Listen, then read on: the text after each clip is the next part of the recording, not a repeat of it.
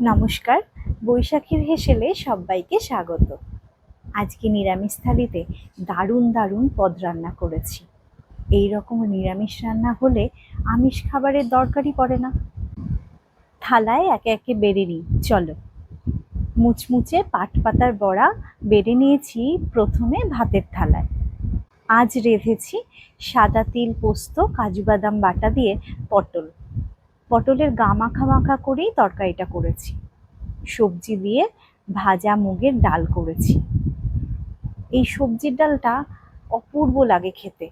নিরামিষের দিনে এই সবজির ডাল হলে আর কিছু প্রয়োজন হয় না। আর সাথে তো আছে পাটপাতার বড়া।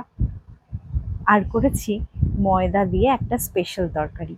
এটি মায়াপুরের ইস্কন মন্দিরের স্পেশাল রান্না। ময়দার প্রিপারেশনেই রান্নাটা করা হয়, কিন্তু বোঝার উপায় নেই যে এটা ময়দার একটা রেসিপি। একে আবার কাশ্মীরি পনিরও বলা হয়। এই অপূর্ব স্বাদের রান্নাটা একদিন আমি করে দেখাবো, ঠিক আছে? বলো, এইসব রান্না হলে কি আর মাছ মাংস প্রয়োজন হয়? একেবারেই না।